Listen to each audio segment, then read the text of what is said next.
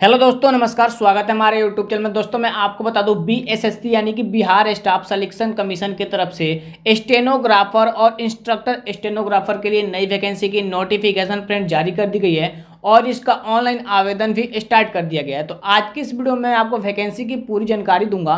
साथ में फ्रेंड्स आपको बताऊंगा कि कैसे आपको अपने फॉर्म को अप्लाई करने, स्टेप बाय स्टेप पूरी जानकारी दी जाएगी। वीडियो थोड़ा सा लंबा हो सकता है लेकिन पूरी जानकारी आपको डिटेल में दे दूंगा इसी वीडियो में।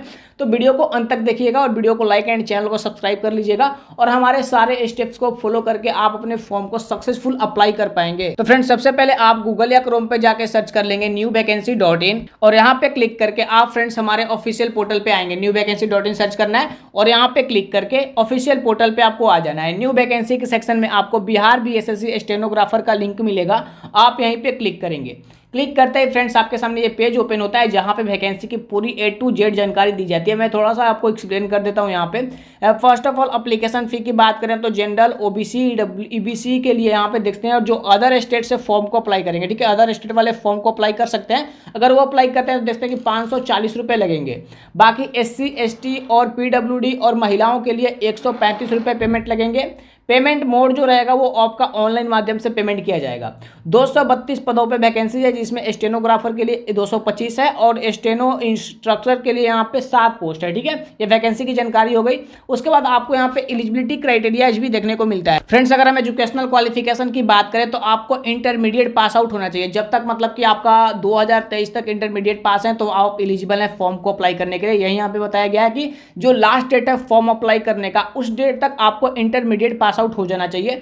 उसके अलावा अगर आपके पास मौलवी का सर्टिफिकेट है, ठीक है, मौलवी का सर्टिफिकेट है आईटीआई से यानी कि 2 साल का है, या दोस्तों आपने पॉलिटेक्निक किया है मौलवी से, तो फ्रेंड्स आपको यहाँ पे इंटरमीडिएट के तहत लिया जाएगा अगर आपने पॉलिटेक्निक कर लिया है तो ये आपकी एजुकेशनल क्वालिफिकेशंस की डिटेल हो जाती है। ठीक है गाइज, तो फ्रेंड्स आप क्लियरली समझ लो कि आप अगर इंटरमीडिएट पास हैं तो फॉर्म को अप्लाई कर सकते हैं। और जो आईटीआई की सर्टिफिकेट होती है, मतलब है कि अगर आप 10th करके आईटीआई की और मौलवी सर्टिफिकेट से, तो भी आप एलिजिबल हैं फॉर्म को अप्लाई करने के लिए। ठीक है, 10th के बाद किसी ने आईटीआई कर लिया है, डिप्लोमा कर लिया है मौलवी सर्टिफिकेट से, तो भी अप्लाई कर सकता है। अगर आप इंटरमीडिएट पास हो तो भी आप फॉर्म को अप्लाई कर सकते हो। ठीक है, ये बहुत सारे लोगों की डाउट थी मौलवी सर्टिफिकेट में और इंटरमीडिएट में। अगर अभी भी डाउट है तो कमेंट सेक्शन में पूछ सकते हैं। उसके बाद फ्रेंड्स नीचे में हम आते हैं फॉर्म फिलअप की लास्ट डेट की। अगर हम बात करें तो 14 जून तक आप फॉर्म को अप्लाई कर सकेंगे, उसके बाद अप्लाई नहीं कर सकेंगे। एज लिमिट की बात करें तो मिनिमम आपका 18 साल एज होना चाहिए और मैक्सिमम आपका 37 साल एज होना चाहिए। एज लिमिट आपकी 1/8/2022 से की जाएगी। 1/8/2022 से आपकी एज लिमिट काउंट की जाएगी जिसमें आपका 18 साल न्यूनतम होना चाहिए। उसके बाद सिलेक्शन प्रोसेस भी यहाँ पे बताया गया कि कैसे कैसे आपको एग्जाम होने वाले हैं, कैसे कैसे प्रश्न आएंगे। तो एक बार आप इस पेज को जरूर देख लेना, newvacancy.in पे जाके आपको बेटर समझ में आएगा। उसके बाद यहाँ पे सिलेबस भी बताया गया कि कैसे आपको तैयारी करना है। तो ये दोस्तों ये भी आपके लिए मस्ट है तैयारी करने के लिए अगर आप फॉर्म को अप्लाई करते हैं, इंटरमीडिएट पास हैं तो। उसके बाद फ्रेंड्स हम नीचे में आते हैं, अगर फॉर्म को अप्लाई करना है तो अप्लाई क्लिक हियर पे क्लिक करेंगे अप्लाई लिंक के सामने। अगर नोटिफिकेशन को डाउनलोड करना है तो नोटिफिकेशन की जानकारी भी ले सकते हैं। कोई भी डाउट रहे तो कमेंट सेक्शन में पूछ लेंगे। फॉर्म में कुछ भी मिस्टेक आपको नहीं करना है। तो अप्लाई करने के लिए हम यहाँ पे क्लिक करते हैं। फ्रेंड्स वीडियो को अगर अभी तक लाइक नहीं किए तो लाइक अवश्य कर दें। यहाँ पे फर्स्ट ऑफ ऑल हमें रजिस्ट्रेशन करना होगा क्योंकि हम न्यू यूजर हैं। तो फर्स्ट ऑफ ऑल हम यहाँ पे रजिस्ट्रेशन के बटन पे क्लिक करेंगे, या यहाँ पे भी दिया है क्लिक हियर फॉर रजिस्ट्रेशन, तो यहाँ पे क्लिक कर लेते हैं। कोई दिक्कत नहीं है, दोनों में से कहीं भी कर सकते हैं। उसके बाद हमारा यहाँ पे रजिस्ट्रेशन का पेज ओपन हो जाता है। ठीक है, मैं बोला हूँ वीडियो थोड़ा लंबा हो सकता है लेकिन डिटेल में जानकारी दूंगा तो डिटेल में जानकारी दूंगा। यहाँ पे आपको अप्लीकेंट का नाम फिल करना है फर्स्ट ऑफ ऑल, तो जो भी अप्लीकेंट का नाम है यहाँ पे लिख दोगे आप। ठीक है, उसके बाद फ्रेंड्स आपको जेंडर बताना है कि आप मेल हो, फीमेल हो या थर्ड जेंडर हो। उसके बाद डिमिसिबल ऑफ बिहार, आप बिहार के अस्थायी निवासी हैं तो यहाँ पे यस कर देंगे। उसके बाद आपको अपने कास्ट कैटेगरी को सिलेक्ट करना होगा। ठीक है, जो भी आपकी कास्ट कैटेगरी है आप कास्ट कैटेगरी को सिलेक्ट कर सकते हैं। ठीक है, ये आपको यहाँ पे फ्रेंड्स ध्यान देना है। देख सकते हैं अगर आप ओबीसी को सिलेक्ट करते हैं तो यहाँ पे पूछा जाएगा do you belong to non creamy layer. अगर आप नॉन क्रीमी लेयर से बिलोंग करते हैं ओबीसी में तो यहाँ पे यस करिएगा। ठीक है, नहीं करते होंगे तो यहाँ पे नो करेंगे। अगर जनरल से आते होंगे तो ईडब्ल्यूएस की मांगेगी डिटेल। अगर आप SC ST से आते हैं तो देखते हैं कि यहाँ पे कास्ट सर्टिफिकेट नहीं मांग रही है लग रहा है। ठीक है, नहीं तो हो सकता है कि आपको आगे में अपलोड करना पड़े, कोई दिक्कत नहीं है, मैं बताऊंगा। ठीक है, तो हम यहाँ पे ईबीसी को भी सिलेक्ट कर सकते हैं। ठीक है, अगर आप दिव्यांग कोटा से बिलोंग करते हैं तो यहाँ पे यस कर लें, अन्यथा आप यहाँ पे नो करेंगे। उसके बाद देखते हैं कि नेचर डिसेबिलिटी, ऐसी भाई प्रकृति अगर आपके ऊपर है, अगर आप प्राकृतिक दिव्यांग हैं तो यहाँ पे परमानेंट और टेम्पोररी को भी सिलेक्ट करेंगे अगर दिव्यांग कोटा से आते होंगे तो, ठीक है। उसके बाद फ्रेंड्स हम नीचे में आते हैं, यहाँ पे पूछा जा रहा है are you an ex serviceman, क्या आप भूतपूर्व सैनिक हैं? अगर ऐसा है तो आप यहाँ पे यस करेंगे, तो आपको अपनी सर्विस की डिटेल देनी पड़ेगी। अगर आप नहीं है तो फ्रेंड्स आप यहाँ पे सिंपल से नो करने के बाद ही देख सकते हैं कि ये वाला ऑप्शन बंद हो जाता है, हमें डिटेल देने की जरूरत नहीं पड़ती है अगर आप एक्स सर्विसमैन नहीं है तो। उसके बाद यहाँ पे बिहार पूछा जा रहा है, बिहार गवर्नमेंट के अंडर में अगर आप एम्प्लॉय रहे हैं और 3 साल से लगातार आपने काम किया है बिहार गवर्नमेंट के अंडर में, तो यहाँ पे यस करेंगे। अगर नहीं हुए होंगे तो यहाँ पे नो करेंगे अगर आप एम्प्लॉय नहीं है तो, ठीक है। यस करने के दौरान देखते हैं कि कोई ऑप्शन नहीं खुल रहा है तो हम नो करते हैं। यहाँ पे पूछा जा रहा है number of attempt for BSSC examination, आपने दोस्तों कई बार कितने बार बीएसएससी एग्जामिनेशन में फॉर्म को अप्लाई किया है, 1 बार 2 बार, जो भी अगर आप पहले भी अप्लाई किए होंगे तो यहाँ पे दे सकते हैं। अगर आपका फर्स्ट टाइम है तो आप यहाँ पे 0 को सिलेक्ट करेंगे। उसके बाद फ्रेंड्स यहाँ पे पूछा जा रहा है हैव यू, यहाँ पे पढ़ सकते हैं गाइस, यहाँ पे इसका कहने का मतलब ये है कि जिस पोस्ट के लिए आप फॉर्म को अप्लाई कर रहे हैं आप क्वालिफाई हैं तो बिल्कुल हाँ आपको यहाँ पे यस ही करना है, ठीक है। उसके बाद आपको अपना मोबाइल नंबर फिल करना है, जो भी आपका मोबाइल नंबर होगा कंफर्म मोबाइल नंबर में दोबारा से फिल करेंगे। उसके बाद आपको एक ईमेल एड्रेस को फिल करना होता है, उसके बाद कंफर्म ईमेल एड्रेस में दोबारा से, ठीक है। इतना कर लेने के बाद फ्रेंड्स आपको अब डेट ऑफ बर्थ देना होगा। डेट ऑफ बर्थ के लिए यहाँ पे कैलेंडर के ऑप्शन पे सिलेक्ट करेंगे, कैलेंडर खुल जाएगा हमारे सामने। तो first of all date of birth के ईयर को सिलेक्ट कर लेंगे, जो भी आपके डेट ऑफ बर्थ की ईयर होंगे, ठीक है। तो डेट ऑफ बर्थ के ईयर को सिलेक्ट कर लेते हैं, उसके बाद डेट ऑफ बर्थ के महीने को और उसके बाद डेट ऑफ बर्थ के डेट को, ठीक है। तो यहाँ पे आपका एज भी दिखाया जाएगा, कितने एज और कितने महीने के आप हो चुके हैं।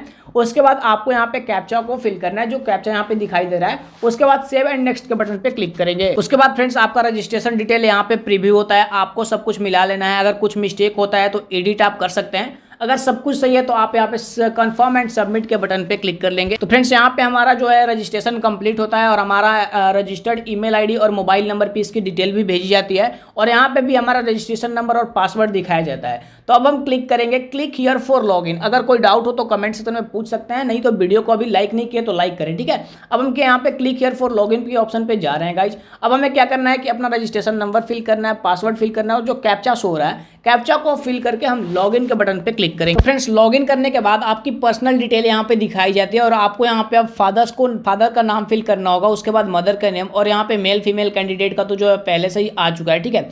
उसके बाद यहाँ पे आपको फ्रेंड डिमिसिबल सर्टिफिकेट भी देना है। अगर आप बिहार के अस्थायी निवासी हैं तो यहाँ पे डिमिसिबल सर्टिफिकेट की डेट को देंगे कि आपको कौन से डेट को आपकी निवास प्रमाण पत्र मिली थी, वो भी बिहार के द्वारा, ठीक है। तो यहाँ पे वो भी आपको दे देनी है, उसकी भी जानकारी दे देनी है, जो भी आपका डेट को मिला होगा निवास प्रमाण पत्र वो दे देंगे। निवास प्रमाण पत्र मैं बता दूं कि 6 महीने का अंदर वाला रहेगा तो सही रहेगा, क्योंकि निवास प्रमाण पत्र की भाई मान्यता 6 महीने तक ही होती है। उसके बाद आपको अपने निवास प्रमाण पत्र की यहाँ पे संख्या भी दे देनी है, जो भी आपका निवास प्रमाण पत्र नंबर होगा। उसके बाद आपको यहाँ पे चूज करना है कि आपका जो निवास सर्टिफिकेट है वो कौन से लेवल पे बना है, CO level, RO level, CDO level, ठीक है। तो आपका जो लेवल पे बना होगा उस लेवल को आप यहाँ पे सिलेक्ट कर लोगे, ठीक है। इतनी डिटेल आपको यहाँ पे देनी है। उसके बाद फ्रेंड्स हम नीचे में आते हैं तो यहाँ पे पूछा जा रहा है वार्ड ऑफ फ्रीडम फाइटर। अगर आप फ्रीडम फाइटर से बिलोंग करते हैं तो यहाँ पे यस कर लेंगे, अन्यथा आप नो करेंगे। अगर फ्रीडम फाइटर पे यस करते हैं तो आपको उसकी भी डिटेल देनी पड़ेगी। उसके बाद आपको नेशनलिटी बताना है कि आप इंडियन से हैं या अदर कंट्री से हैं। तो इंडियन है तो इंडियन को सिलेक्ट करेंगे। उसके बाद टाइप ऑफ आइडेंटिटी, यानी कि आप पहचान के लिए कौन सा भाई अपना आइडेंटिटी देना चाहते हैं। तो यहाँ पे मैं सिलेक्ट कर लेता हूँ, बहुत सारे ऑप्शन दिए गए। आधार कार्ड को भी सिलेक्ट कर सकते हैं, तो आधार नंबर को फिल कर लेंगे। जो भी आप आईडी को सिलेक्ट करेंगे उस आईडी संख्या को यहाँ पे देनी पड़ेगी, ठीक है। इतना आपको कर लेना होगा। उसके बाद आइडेंटिफिकेशन मार्क, यानी शरीर पे कोई ऐसा निशान जिसको आपको देख के पहचाना जा सके। तो कोई जला हुआ निशान है, कटा हुआ निशान है, टूटा हुआ निशान है, ऑपरेशन का निशान है, वो आप दे सकते हैं, ठीक है। उसके बाद पूछा जा रहा है फ्रेंड्स यहाँ पे guys, have you been debarred from my, मतलब कि आपको फ्रेंड्स कभी भी किसी एग्जाम से निकाल दिया गया, बर्खास्त कर दिया गया, यूपीएससी के एग्जाम से या स्टेट कमीशन के एग्जाम से या किसी भी एग्जाम से, तो आप यहाँ पे यस करेंगे। अगर निकाला गया होगा आपको एग्जाम से, तब किसी गलती के कारण निकाल दिया गया हो तभी आपको यस करना है, नहीं तो आप यहाँ पे नो करेंगे। अगर आपको निकाल दिया गया होगा तो यस करेंगे और नेम ऑफ एग्जामिनेशन, कब आपका निकाला गया था, पूरी डिटेल आपको यहाँ पे देनी पड़ेगी। अगर नहीं है तो भाई सिंपल सा नो करें। उसके बाद आपको नीचे में आना होगा और आपको फ्रेंड्स यहाँ पे एड्रेसेज की डिटेल डिटेल देनी है। First of all correspondence address में आपको फ्रेंड्स न्यू प्रेजेंट एड्रेस की डिटेल देनी है। तो मैं बिहार के लिए बताता हूँ कि कैसे कैसे आपको फिल करनी है। तो सिंपल सा एड्रेस में आपको क्या करना है कि फ्रेंड्स आप अपने विलेज का नाम दे दो या सिटी का नाम दे दो, ठीक है। तो ABC जो भी आपका विलेज का नाम होगा, उसके बाद फिर से विलेज का नाम पूछ रहा है तो फिर से आप यहाँ पे विलेज का नाम दे दोगे। उसके बाद आपको अपने पुलिस स्टेशन का नाम दे देना है, जो भी पुलिस स्टेशन हो। उसके बाद पोस्ट ऑफिस, उसके बाद आपको अपने राज्य को सिलेक्ट कर लेना है, ठीक है। उसके बाद फ्रेंड्स आपको यहाँ पे जिले को भी सिलेक्ट कर लेना होगा, जिस भी जिले से आप बिलोंग करते हैं। और यहाँ पे आप अपने एरिया पिन कोड को लिख लेंगे गाइस, ठीक है। इतना आपको करना होगा। और अगर आपका दोस्तों दोनों एड्रेसेज सेम है, मान लेते हैं या कॉरस्पॉन्डेंस एड्रेस परमानेंट एड्रेस दोनों सेम है, तो इस बटन पे टिक करेंगे तो दोनों एड्रेसेज आपके सेम हो जाते हैं। उसके बाद आपको सबमिट के बटन पे क्लिक करना होगा। तो फ्रेंड्स यहाँ पे हमारा पर्सनल डिटेल कंप्लीट हो जाता है, ठीक है गाइस। आप देख सकते हैं ये ग्रीन में हो गया पर्सनल डिटेल कंप्लीट होने के बाद। उसके बाद फ्रेंड्स हम जैसे ही नीचे में आते हैं आपको बोला जाता है प्रोसीड फॉर पेमेंट, ठीक है। तो हम यहाँ पे प्रोसीड फॉर पेमेंट के ऑप्शन पे क्लिक करेंगे। उसके बाद फ्रेंड्स फिर से आपको यहाँ पे प्रोसेस ऑनलाइन पेमेंट के ऑप्शन पे क्लिक करना होगा, लेकिन ICICI और SBI में दोनों में से एक को सिलेक्ट करना है। तो मैं रिकमेंड करूंगा कि आप SBI को सिलेक्ट करें, क्योंकि इसका सर्वर बहुत ही अच्छा होता है। तो प्रोसीड ऑनलाइन पेमेंट के ऑप्शन पे मैं क्लिक करूंगा। अब हमें SBI के पेमेंट के पोर्टल पे लाया गया है, यहाँ से हमें अपने पेमेंट को कंप्लीट करना पड़ेगा। मल्टीपल ऑप्शन मिल जाते हैं पेमेंट के लिए, डेबिट कार्ड का ऑप्शन भी मिल गया है, इंटरनेट बैंकिंग और UPI का भी ऑप्शन मिल चुका है। तो आपको फ्रेंड्स यहाँ पे जो भी, अगर आप गूगल पे फोन पे से पेमेंट करना चाहते हैं तो UPI को सिलेक्ट करेंगे। उसके बाद मैं QR कोड को सिलेक्ट करूंगा। QR कोड को मैं स्कैन करके आसानी से पेमेंट कर लूंगा। आपको दिखाता हूँ कैसे। यहाँ पे जस्ट इन फ्यू सेकंड हमारे सामने QR कोड जनरेट हो जाता है, और इस QR कोड को भाई अपने गूगल पे, फोन पे, किसी भी माध्यम से हम पेमेंट करके अपने पेमेंट को कंप्लीट कर सकते हैं। फ्रेंड्स पेमेंट कंप्लीट होने के बाद आपको यहाँ पे पेमेंट का रिसिप्ट मिल जाता है, ठीक है। और आप इसको भाई प्रिंट आउट करके भी निकाल सकते हैं। देख सकते हैं यहाँ पे लिखा गया है प्रिंट पेमेंट स्लिप। तो यहाँ पे मैं क्लिक करके इसको भाई प्रिंट आउट निकाल सकता हूँ। उसके बाद फ्रेंड्स नीचे में आपको ऑप्शन देखने को मिलता है सेव एंड नेक्स्ट। तो हम यहाँ पे क्लिक करके नेक्स्ट के ऑप्शन पे जाते हैं। अब फ्रेंड्स हमें यहाँ पे एजुकेशनल क्वालिफिकेशन की डिटेल देनी है। पर्सनल डिटेल भी कंप्लीट हो चुका है, पेमेंट प्रोसेस भी कंप्लीट हो चुका है। अब हमें एजुकेशनल डिटेल्स को देना है। तो फर्स्ट ऑफ ऑल मैट्रिक की डिटेल यहाँ पे देने के लिए बोला जा रहा है। तो मैट्रिक के सब्जेक्ट का नाम लिखेंगे। तो 10th में तो कोई भाई स्पेशल सब्जेक्ट हमारा होता नहीं है, तो यहाँ पे लिख देंगे ऑल सब्जेक्ट, या दोस्तों आप अपने सारे सब्जेक्ट को भी लिख सकते हैं। उसके बाद आपको अपने बोर्ड का नाम बताना है, किस बोर्ड से आप पढ़ाई किए थे। तो बिहार बोर्ड होगा, उत्तर प्रदेश बोर्ड होगा, जो भी बोर्ड होगा आप अपने बोर्ड का नाम लिख देंगे। उसके बाद टोटल मार्क्स में आपको बताना है कि आपके टोटल कितने नंबर के एग्जाम हुए थे। तो 500 नंबर के एग्जाम हुए थे, 500 को यहाँ पे लिखेंगे। उसके बाद मार्क्स ऑब्टेन, यानी कितने मार्क्स आपने प्राप्त किया था। तो 320 होगा, किसी का 360 होगा। तो 360 या जो भी आपका नंबर आया था मैट्रिक में, उसको आप यहाँ पे देंगे, और अपने परसेंटेज को यहाँ पे आपको बताना पड़ेगा। उसके बाद यहाँ पे पासिंग डेट, यानी जिस डेट को आपको आपकी मार्कशीट मिली होगी, मार्कशीट के डेट, मार्कशीट पे जो डेट होगा उसी डेट को यहाँ पे लिख देंगे। और यहाँ पे सर्टिफिकेट नंबर को भी लिखना है, सर्टिफिकेट या मार्कशीट नंबर को आप यहाँ पे लिखोगे।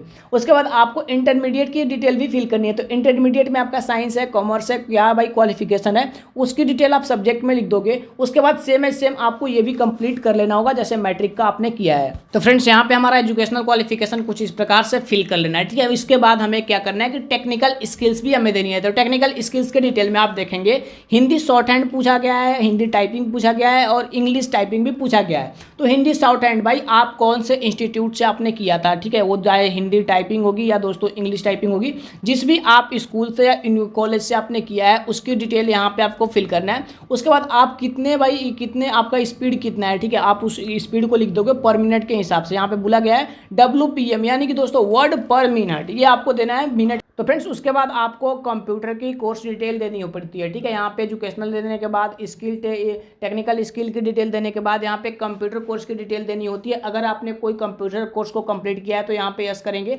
और यहाँ पे इंस्टीट्यूट का नाम दे देंगे, यानी जिस इंस्टीट्यूट से या संस्थान से आपने कंप्यूटर कोर्स को कंप्लीट किया है उस कोर्स का यहाँ पे भाई डिटेल दे देंगे कि यहाँ से हमने किया है। उसके बाद कोर्स का नाम दे देंगे जिस कोर्स को आपने कंप्लीट किया है। उसके बाद कोर्स की डेट, यानी कि पासिंग डेट, यानी जिस डेट को आपका सर्टिफिकेट मिला है कंप्यूटर कोर्स का, उस डेट को आप यहाँ पे लिख दोगे। और उसके बाद सर्टिफिकेट नंबर भी आपको यहाँ पे देना होगा। तो यहाँ पे इस प्रकार से हमारा एजुकेशनल क्वालिफिकेशन डिटेल सारा कंप्लीट होता है, और हम यहाँ पे सबमिट के बटन पे क्लिक करेंगे। तो फ्रेंड्स उसके बाद आपका यहाँ पे सारा का सारा डिटेल कुछ इस प्रकार से दिखाया जाता है। तो आप देखेंगे और मिला लेंगे सारी डिटेल्स को। नीचे में फ्रेंड्स आपको ऑप्शन मिल जाता है सेव एंड नेक्स्ट का। यहाँ पे ब्लर है, लेकिन आपका सेव एंड नेक्स्ट का ऑप्शन मिलता है, आप यहीं पे क्लिक करेंगे। उसके बाद फ्रेंड्स आपको यहाँ पे पोस्ट प्रेफरेंस को सिलेक्ट करना होता है, ठीक है। यानी कौन से पोस्ट को आप पहले नंबर पे रखेंगे और कौन से पोस्ट को दूसरे नंबर पे लिखेंगे।